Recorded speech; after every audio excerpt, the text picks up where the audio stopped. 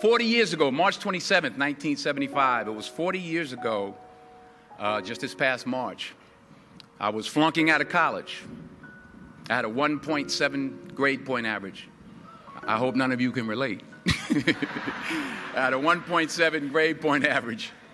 I was sitting in my mother's beauty shop. They still call it beauty shops now? What they call it now? Yeah, I was sitting in the beauty parlor. I was sitting in my mother's beauty parlor, and I'm looking in the mirror, and I see behind me this woman under the dryer. And every time she looked up, every time I looked up, she was looking at me, just looking me in the eye. And I didn't know who she was, and I said, she said, somebody give me a pen, give me a pencil. I have a prophecy. March 27, 1975, she said, boy, you are going to travel the world and speak to millions of people. Now, mind you, I was flunked out of college. I'm thinking about joining the army. I didn't know what I was going to do, and she's telling me I'm going to travel the world and speak to millions of people. Well, I have traveled the world, and I have spoke to millions of people. But that's not the most important thing, the success that I had. The most important thing is that what she taught me and what she told me that day has stayed with me since. I've been protected. I've been directed. I've been corrected. I've kept God in my life, and it's kept me humble. I didn't always stick with him, but he always stuck with me. So stick with him in everything you do. If you think you want to do what you think I've done, then do what I've done and stick with God. Number 2, fail big. That's right. Fail big. Today's the beginning of the rest of your life, and it can be very frightening. It's a new world out there. It's a mean world out there, and you only live once. So do what you feel passionate about. Take chances professionally.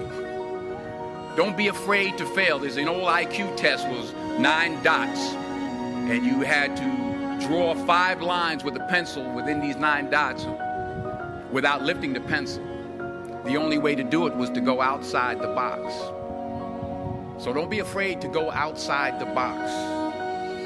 Don't be afraid to think outside the box. Don't be afraid to fail big, to dream big. But remember, dreams without goals are just dreams, and they ultimately fuel disappointment. So have dreams, but have goals. Life goals, yearly goals, monthly goals, daily goals. I try to give myself a goal every day. Sometimes it's just to not curse somebody out. Simple goals, but have goals. And understand that to achieve these goals, you must apply discipline and consistency.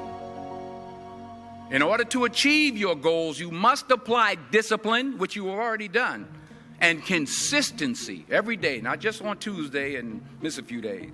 You have to work at it every day. You have to plan every day. You've heard the saying, we don't plan to fail, we fail to plan. Hard work works. Working really hard is what successful people do.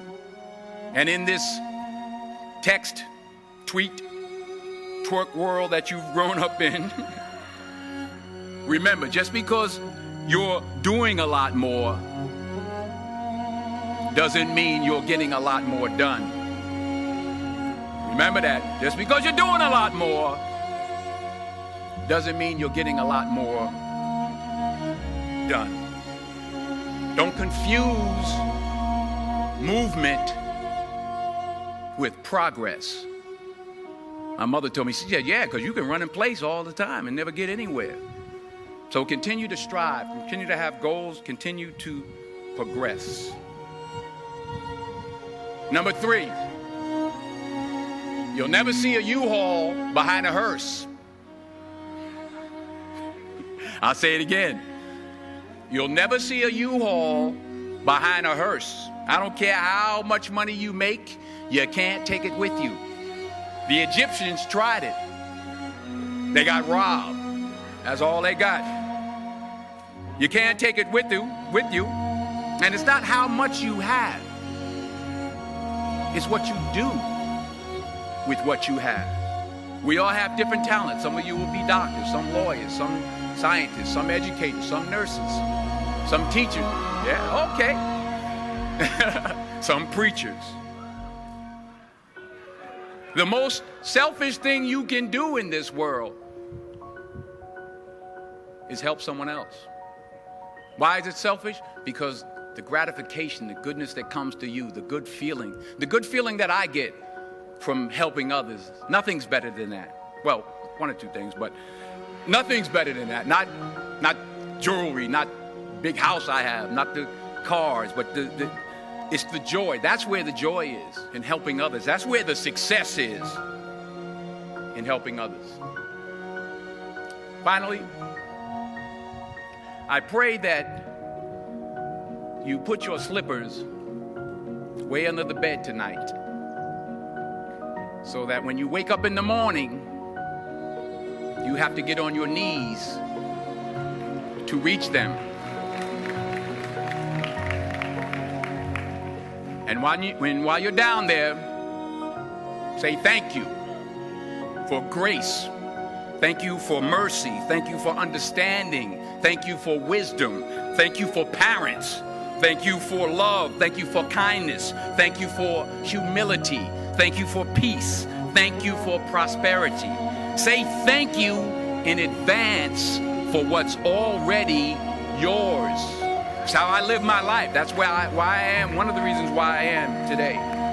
Say thank you in advance for what is already yours. True desire in the heart for anything good is God's proof to you, sent beforehand to indicate that it's yours already. I'll say it again.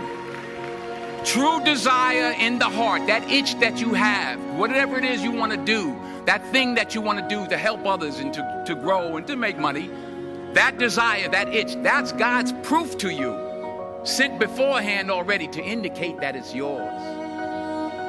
And anything you want good, you can have. So claim it. Work hard to get it. When you get it, reach back. Pull someone else up. Each one, teach one. Don't just aspire to make a living. Aspire to make a difference. Put God first. Put God first in everything you do. Everything that you think you see in me, everything that I've accomplished, everything that you think I have, and I have a few things, everything that I have is by the grace of God. Understand that. It's a gift. Thank you.